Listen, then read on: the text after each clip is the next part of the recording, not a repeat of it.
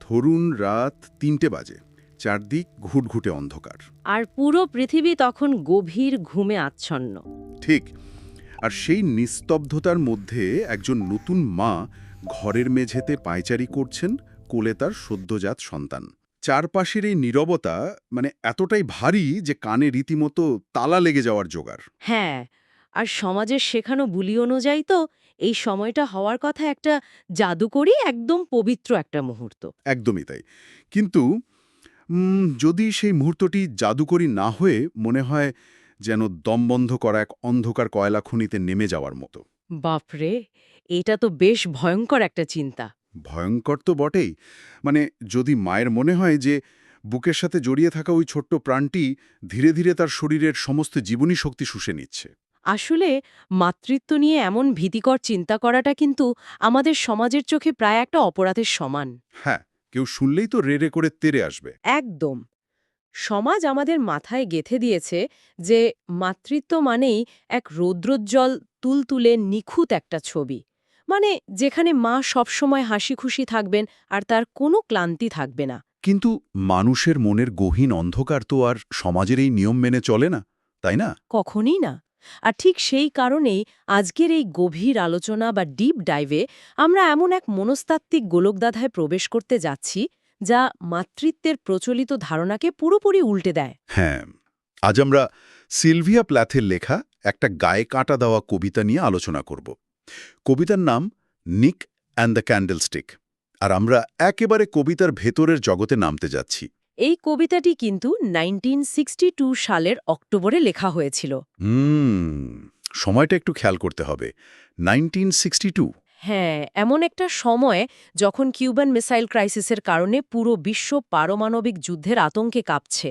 আর ঠিক সেই সময়ে প্ল্যাথ নিজে সদ্য মা হয়েছেন। শুধু তাই নয়, তার স্বামী তাকে ছেড়ে গেছেন, আর তিনি তীব্র এক মানসিক সংকটের ভেতর দিয়ে যাচ্ছেন। বলা যায় তার জীবনের একটা চরম অন্ধকার অধ্যায়। ঠিক। আর তাই এই কবিতাটি কোনো সাধারণ স্তুতিগান নয়, এটি এক চরম মনস্তাত্ত্বিক থ্রিলার, যেখানে একজন মা নিজের ভেতরের অন্ধকারের সাথে লড়াই করে সন্তানের মধ্যে আলো খুঁজছেন।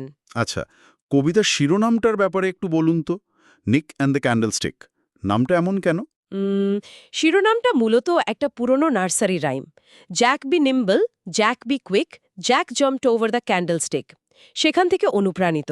আর নিক বা নিকোলাস হল প্ল্যাথের নিজের সন্তান, যে এই কবিতা লেখার ঠিক আগেই জন্মগ্রহণ করেছিল। বাহ, দারুণ একটা রেফারেন্স।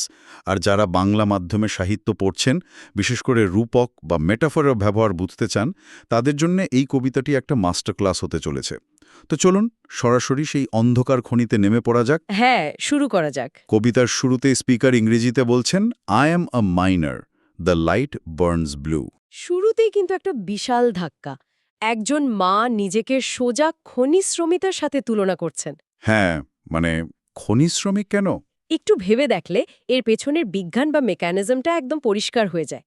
মাটির নিচে খনিতে যখন বাতাসের বা অক্সিজেনের পরিমাণ কমে যায়, তখন খনি শ্রমিকের হাতের লণ্ঠনের শিখা কিন্তু নীল বর্ণ ধারণ করে। ও আচ্ছা। হ্যাঁ, দ্য লাইট বার্নস ব্লু মানে হলো সেখানে চরম দমবন্ধ করা একটা পরিবেশ তৈরি হয়েছে। নতুন মাতৃত্বের প্রথম দিনগুলোতে যখন একজন মায়ের নিজস্ব কোনো সময় থাকে না, ঘুম থাকে না, তখন তারও কিন্তু এই একই রকম দমবন্ধ করা অনুভূতি হয়। তার মাতৃত্ব এখানে কোনো ফুলবাগান নয়, এটি একটি অক্সিজেন শূন্য সুড়ঙ্গ। একদমই তাই। আর এরপরেই তিনি বলছেন, waxy stalactites drip and thicken, tears the earthen womb exudes from its dead boredom. এই জায়গাটা খেয়াল করুন। গুহার ছাদ থেকে ঝুলে থাকা স্ট্যালেকটাইটগুলো যেন পৃথিবীর জরায়ুর বা দি আর্থেন ওম্বের অশ্রু। আর সেটা ডেড বোর্ডম বা মৃতপ্রায় একঘেয়েমি থেকে চুইয়ে পড়ছে। ঠিক, সন্তান জন্ম দেবার পর মায়ের জরায়ু, যা এতগুলো মাস ধরে একটা নতুন জীবনকে লালন পালন করেছে, তা হঠাৎ করে খালি হয়ে যায়। হ্যাঁ, একটা বিশাল শূন্যতা তৈরি হয়। এই যে শারীরিক শূন্যতা, এটাকেই তিনি ডেড বোর্ডম বলছেন। শরীরটা যেন তার কাছেই একটা পরিত্যক্ত গুহার মতো মনে হচ্ছে। এই মেটাফোরটা তো শুধু রূপক নয়, এটি পোস্টপার্টাম বা সন্তান জন্মদান পরবর্তী বিষণ্ণতার এক অত্যন্ত নিখুঁত এবং বিজ্ঞানসম্মত শারীরিক বর্ণনা। একদম সঠিক বলেছেন। এই বর্ণনাগুলো সত্যিই শিউরে ওঠার মতো।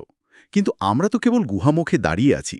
গুহার আরও গভীরে যাওয়ার পর স্পিকার যা দেখছেন তার ইতিমতো আতঙ্কের। হ্যাঁ, পরিবেশটা আরও অন্ধকার হয়ে আসে। শুনুন, black bat airs, raggy shawls, cold homicides, they weld to me like plums, old cave of calcium icicles, old echoer. একটু থামুন। কোল্ড হোমিসাইডস বা শীতল হত্যাকাণ্ড, আমরা কি কোনো সদ্যজাত শিশু নিয়ে লেখা কবিতা পড়ছি নাকি কোনো হরর উপন্যাস? মানে পরিবেশটাকে এত ভয়ঙ্কর করে তোলার কারণ কি? কারণ সেই মুহূর্তে স্পিকারের মানসিক জগৎটা সত্যি এমন অন্ধকার আর ভয়াবহ ছিল। এখানে ব্ল্যাক ব্যাটেয়ার্স বা কালো বাদুরের মতো বাতাস তাকে ছেঁড়া শালের মতো জড়িয়ে ধরেছে। এটা তো এক ধরনের প্যারানয়া বা ভীতির প্রকাশ, তাই না?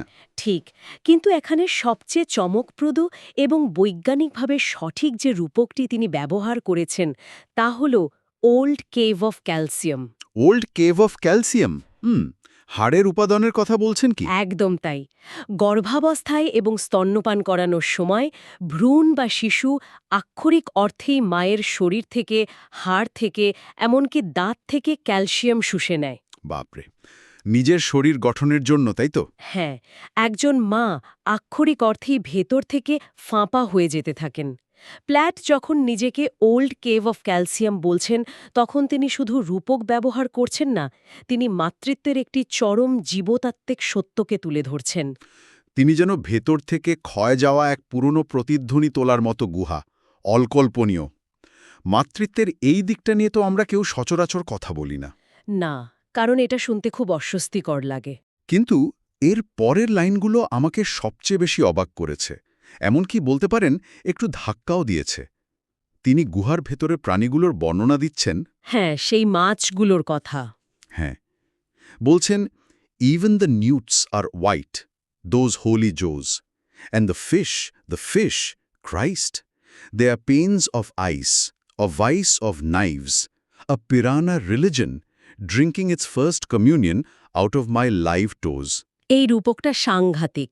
দাঁড়ান, নিজের বুকের দুধ খাওয়া বাচ্চাকে পিরানহা মাছের সাথে তুলনা করা, আর সেটা তার শরীর থেকে জীবন শুষে নিচ্ছে। এই জায়গাটিতে এসে কি মনে হচ্ছে না যে সততার চেয়ে বরং এক ধরনের ক্ষোভ বা ঘৃণা বেশি প্রকাশ পাচ্ছে? এই প্রশ্নটা ওঠা খুবই স্বাভাবিক। মানে আপাতদৃষ্টিতে মনে হতেই পারে এটি চরম নেতিবাচক। কিন্তু আমরা যদি এর মেকানিজমটা বুঝি, তাহলে দেখব এটি ঘৃণার চেয়ে অনেক বেশি আত্মসমর্পণের কথা বলছে। আত্মসমর্পণ কিভাবে? একটু খেয়াল করলে দেখবেন এখানে ফার্স্ট কমিউনিয়নের কথা বলা হয়েছে। ও হ্যাঁ, খ্রিস্টান ধর্মের সেই পবিত্র আচারের কথা, যেখানে যিশুর রক্ত এবং শরীর গ্রহণ করা হয়। ঠিক তাই। একজন খ্রিস্টান যেমন যিশুর রক্ত এবং শরীর পান করে নিজের পরিত্রাণ খোঁজে, ঠিক তেমনি ওই ছোট্ট শিশুটি মায়ের বুকের দুধ পান করে নিজের জীবন রক্ষা করছে। আচ্ছা, মানে শিশুটির জন্য এটা একটা পবিত্র আচার। হ্যাঁ, আর পিরানহা যেমন নিমিষে তার শিকারকে খেয়ে ফেলে, একজন নতুন মায়ের কাছেও মনে হতে পারে যে ওই ছোট্ট নিরীহ শিশুটি তার সমস্ত শারীরিক শক্তি, ঘুম এবং অস্তিত্বকে খেয়ে ফেলছে। মানে এটা কোনো রাগ বা ক্ষোভ নয়। না, এটি হলো সমাজ কিভাবে একজন মাকে আত্মত্যাগের কাঠগোড়ায় দাঁড় করায় তার এক নির্মম স্বীকারোক্তি। সমাজ আশা করে মা তার সবটুকু বিলিয়ে দিয়েও মুখে হাসি ধরে রাখবেন। আর প্ল্যাথ সেই হাসিটা দিতে অস্বীকার করেছেন। একদম। তিনি আত্মত্যাগ করছেন ঠিকই, কিন্তু সেই ত্যাগের যে কি ভয়ঙ্কর একটা যন্ত্রণা আছে সেটা তিনি লুকিয়ে রাখেননি। কি অদ্ভুত একটা সমীকরণ! যে জিনিসটা আপনাদের তিল তিল করে শেষ করে দিচ্ছে, আপনি জেনে বুঝে নিজেকে তারই কাছে সঁপে দিচ্ছেন। এটাই তো মাতৃত্বের সবচেয়ে বড় প্যারাডক্স। কিন্তু এই দমবন্ধ করা পিরানহারার মতো তীক্ষ্ণ দাঁতের অন্ধকারের ভেতরেই হঠাৎ করে কবিতার সুর বদলে যায়। ঠিক যেমন একটা সিনেমা দেখতে দেখতে চরম উৎকণ্ঠার মুহূর্তে হঠাৎ একটা বাঁক আসে। হ্যাঁ, কবিতাটা এবার আশার দিকে মোড় নেয়। শুনুন, the candle gulps and recovers its small altitude. Its yellows hearten. Oh love, how did you get here? Oh embryo, remembering, even in sleep, your crossed position. এই যে গাল্পস বা মোমবাতির এক ঢোক বাতাস টেনে নেওয়ার কথা বলা হলো, এটি অত্যন্ত তাৎপর্যপূর্ণ। আচ্ছা, শুরুতে আমরা দেখেছিলাম মোমবাতির নীল আলো, যা অক্সিজেনের অভাব বোঝাচ্ছিল।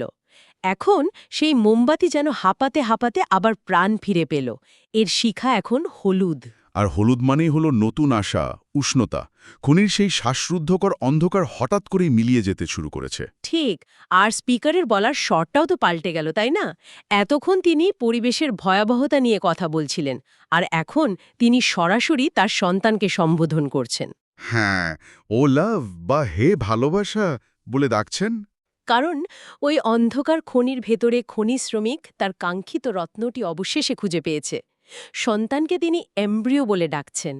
আর ওই যে ক্রসড পজিশন বা হাত পা গুটিয়ে থাকার ভঙ্গিটার কথা বললেন, হ্যাঁ, বলছেন সে ঘুমের মধ্যেও ভ্রূণ অবস্থায় থাকার সময় সেই হাত পা গুটিয়ে থাকা ভঙ্গির কথা মনে রেখেছে।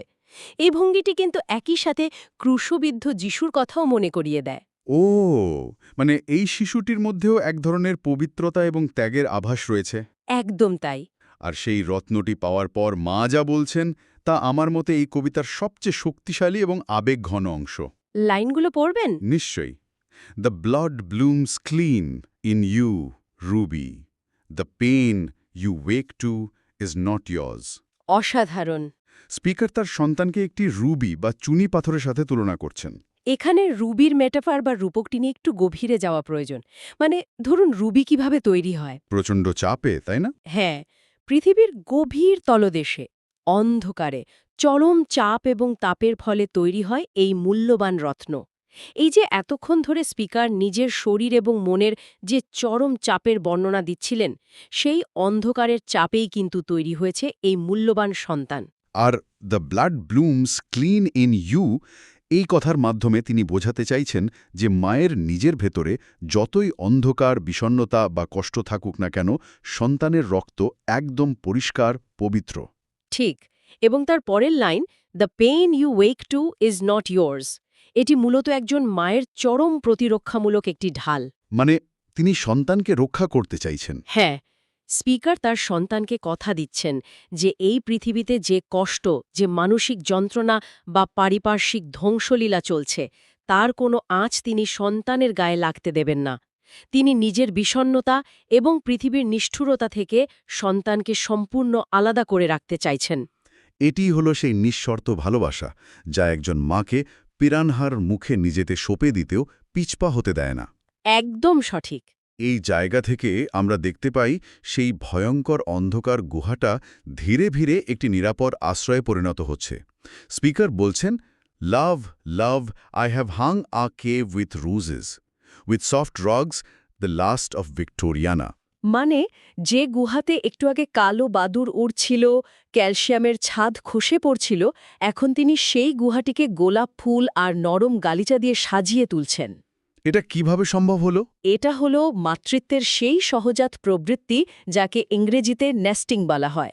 মা তার সন্তানের জন্য একটি নিরাপদ এবং সুন্দর পরিবেশ তৈরি করছেন। পাখির বাসার মতো? হ্যাঁ, কিন্তু এই সাজানো গোছানোটা শুধু বাহ্যিক নয়, এটি মানসিকও। তিনি নিজের মনের ভেতরের ভয়গুলোকে সরিয়ে রেখে সন্তানের জন্য একটি প্রশান্তির জগৎ তৈরি করছেন, কারণ বাইরের পৃথিবীটা তখন মোটেই নিরাপদ ছিল না। ঠিক বলেছেন। বাইরের পৃথিবীর সেই ভয়ঙ্কর অবস্থার কথা তিনি পরের লাইনেই স্মরণ করিয়ে দিচ্ছেন। তিনি বলছেন, let the stars plummet to the dark address, let the mercuric atoms that cripple drip into the terrible well. এখানে তিনি সরাসরি পারমাণবিক ধ্বংসের কথা বলছেন, তাই না? হ্যাঁ, ১৯৬২ সালের সেই প্রেক্ষাপটটা এখানে খুব জরুরি। কিউবান মিসাইল ক্রাইসিসের সময় পুরো বিশ্ব একটা থমথমে আতঙ্কের মধ্যে ছিল। যে কোনো মুহূর্তে পারমাণবিক যুদ্ধ বেঁধে যেতে পারে। মানুষ বাংকারে লুকাচ্ছিল। ঠিক। আকাশ থেকে খসে পড়া তারা বা মার্কিউরিক অ্যাটমস বলতে তিনি মূলত পারমাণবিক বোমা বা তেজস্ক্রিয় বৃষ্টির কথাই বুঝিয়েছেন। কিন্তু স্পিকারের এখানে কোনো বিকার নেই। তিনি বলছেন, পৃথিবী ধ্বংস হলে হোক, আকাশ ভেঙে পড়লে পড়ুক, আমার তাতে কিচ্ছু যায় আসে না। আর তার কিছু যায় আসে না, কারণ তার কাছে পৃথিবীর চেয়েও বড় একটা কিছু আছে। একদম। কবিতার একেবারে শেষের লাইনগুলোতে এসে তিনি তার সন্তানের দিকে তাকিয়ে বলছেন, you are the one solid the spaces lean on, envious. You are the baby in the barn. বাপরে, এটি একটি অবিশ্বাস্য চিত্রকল্প। মানে এই মহাবিশ্বের বিশাল শূন্যতা যেন ঈশান্বিত হয়ে এই ছোট্ট শিশুটির ওপর ভর করে আছে। ভেবে দেখুন, পৃথিবী ধ্বংসের দ্বারপ্রান্তে, পারমাণবিক যুদ্ধের হুমকি, একজন মা যিনি মানসিকভাবে সম্পূর্ণ বিপর্যস্ত, তিনি এই চরম বিশৃঙ্খলার মধ্যে একটা মাত্র স্থির বিন্দু খুঁজে পেয়েছেন। তার সদ্যজাত সন্তান? হ্যাঁ, এই শিশুটিই তার নোঙর। শেষ line, baby in the burn, সরাসরি যীশুখ্রিস্টের জন্মের গল্পের সাথে যুক্ত। গোয়ালঘরে জন্ম নেওয়া সেই শিশুটি যেমন পৃথিবীর মানুষের জন্য ত্রাণকর্তা বা মসিহা হয়ে এসেছিল, স্পিকারের কাছে তার এই সন্তানটিও ঠিক তেমনই এক ত্রাণকর্তা। আচ্ছা। এই শিশুটি শুধু একটি বাচ্চাই নয়, সে হল স্পিকারের মানসিক ভারসাম্য ধরে রাখার একমাত্র অবলম্বন। এই পুরো আলোচনাটি থেকে আমরা খুব স্পষ্টভাবে দুটো ভিন্ন মাত্রা দেখতে পাচ্ছি। একদিকে মাতৃত্ব কিভাবে একজন মায়ের নিজস্ব অস্তিত্ব, তার হাড়ের ক্যালসিয়াম থেকে শুরু করে তার মানসিক শান্তি পর্যন্ত শুষে নেয়। হ্যাঁ, যা ওই খনি শ্রমিকের কাজ, যেখানে পদে পদে বিপদ আর ক্লান্তি। আর অন্যদিকে সেই চরম নিঃস্বতার এতর থেকেই কিভাবে সবচেয়ে বড় প্রশান্তি বা বাঁচার অর্থ খুঁজে পাওয়া যায়। একদমই। সাহিত্যে কিভাবে রূপকের পর রূপক সাজিয়ে মানুষের মনের এত জটিল একটা অবস্থা কি প্রকাশ করা যায়, এটি তার একটি মাস্টার ক্লাস। হ্যাঁ, মানে প্রথমে গুহাটি ছিল মৃত্যুর প্রতীক, পরে সেটিই হয়ে উঠল জীবনের সবচেয়ে নিরাপদ আশ্রয়। মোমবাতির নীল আলো, যা মৃত্যুর লক্ষণ ছিল, তা হলুদ হয়ে আশার আলোতে পরিণত হল। আর সেই ভয়ঙ্কর পিরানহা হয়ে গেল মূল্যবান রুবি, এবং শেষ পর্যন্ত স্বয়ং ত্রাণকর্তা। যারা সাহিত্যের ছাত্র বা অনুরাগী, বিশেষ করে বাংলা মাধ্যমে যারা পড়াশোনা করছেন, তাদের জন্য এই রূপকগুলোর পরিবর্তন বোঝাটা কিন্তু খুবই জরুরি। হ্যাঁ, এখানে শুধু কি বলা হয়েছে তা গুরুত্বপূর্ণ নয়, বরং কিভাবে একটা শব্দের পরিবর্তনে পুরো পরিবেশের শ্বাসরুদ্ধ করা অবস্থা থেকে মুক্তির অনুভূতি তৈরি হলো, সেটাই আসল জাদু। আর এই জাদুটা তখনও সবচেয়ে বেশি কাজ করে যখন আমরা বুঝতে পারি যে এই দুটো অবস্থাই একই সাথে সত্যি। মানে মাতৃত্ব ভয়ঙ্কর, আবার মাতৃত্বই সুন্দর। একটি আরেকটিকে বাতিল করে দেয় না। না, এই যে বৈপরীত্য, এটাই সিলভিয়া প্ল্যাথের লেখার সবচেয়ে বড় শক্তি। তিনি কোনো মেকি সুন্দর ছবি আঁকেননি। তিনি সত্যটাকে তার সবচেয়ে রুক্ষ এবং সবচেয়ে কোমল উভয় রূপেই আমাদের সামনে তুলে ধরেছেন। সত্যি, এমন সৎ এবং ধারালো স্বীকারোক্তি সাহিত্যে খুব কমই দেখা যায়। আমরা একেবারে আমাদের আলোচনার শেষ প্রান্তে চলে এসেছি। আজ আমরা অন্ধকার খনি থেকে শুরু করে গোলাপ পোড়ানো গুহা পর্যন্ত এক দীর্ঘ মানসিক পথ পাড়ি দিলাম। বেশ ভারী একটা জার্নি ছিল এটা। হ্যাঁ, কিন্তু এই পুরো বিষয়টা নিয়ে ভাবতে ভাবতে আমার মাথায় একটা খুব অস্বস্তিকর প্রশ্ন ঘুরপাক খাচ্ছে। অস্বস্তিকর প্রশ্ন? কি প্রশ্ন? দেখুন, স্পিকার তার সন্তানকে বলছেন, you are the one solid the space is lean on. মানে, তুমি সেই একমাত্র শক্ত ভিত্তি যার ওপর ভর করে আছে সব। হ্যাঁ। অর্থাৎ এই বিষাক্ত ধ্বংসপ্রায় পৃথিবীতে একজন বিপর্যস্ত মায়ের মানসিক শান্তির পুরো ভার চাপিয়ে দেওয়া হয়েছে ওই সদ্যজাত শিশুটির ছোট কাঁধে। মা নিজের বাঁচার সমস্ত অর্থ ওই শিশুটির মধ্যে খুঁজছেন। বুঝতে পারছি আপনি কোথায় যাচ্ছেন। হ্যাঁ, মানে একবার ভেবে দেখুন তো, একটি শিশুর জন্য এটি কি এক বিশাল এবং হয়তো অমানবিক বোঝা নয়? সত্যি তো। একটি শিশুকে পৃথিবীর ত্রাণকর্তা বানিয়ে দেওয়াটা মায়ের দিক থেকে চরম ভালোবাসা হতে পারে, কিন্তু সেই শিশুটির নিজের অস্তিত্বের জন্য এটি কতটা ভারী। আর সবচেয়ে বড় কথা হলো, একদিন তো এই শিশুটি বড় হবে। হ্যাঁ, নিজের জীবন শুরু করবে। একদিন সে এই গোলাপ মোড়ানো গুহা ছেড়ে বাইরের সেই ভয়ঙ্কর পৃথিবীতে পা রাখবে। তখন কি হবে? যে মা তার নিজের অস্তিত্বকে এই শিশুটির উপর পুরোপুরি নির্ভর করে রেখেছেন, যখন এই ত্রাণকর্তা চলে যাবে, তখন এই মায়ের শূন্যতাকে পূরণ করবে। বাপরে, এই প্রশ্নটা সত্যি খুব গভীরভাবে ভাবিয়ে তোলার মতো। এটি মাতৃত্বের এমন একটি দিক যা নিয়ে আমরা হয়তো সেভাবে ভেবেই দেখি না। আর এই চিন্তার খোরাকটুকুর মধ্য দিয়েই আমরা আজকের এই গভীর জ্ঞান অন্বেষণ শেষ করছি। সিলভিয়া প্লাথের এই কবিতাটি আমাদের অনেকগুলো উত্তর দিয়েছে ঠিকই, কিন্তু যাবার আগে এমন কিছু প্রশ্ন রেখে গেল যার উত্তর হয়তো প্রত্যেককে নিজের মতো করে খুঁজে নিতে হবে। একদম। সেই অন্ধকার খুনি আর তার ভেতরের রুবির গল্প আজ এই পর্যন্তই। যারা শুনছেন সবাই খুব ভালো থাকবেন।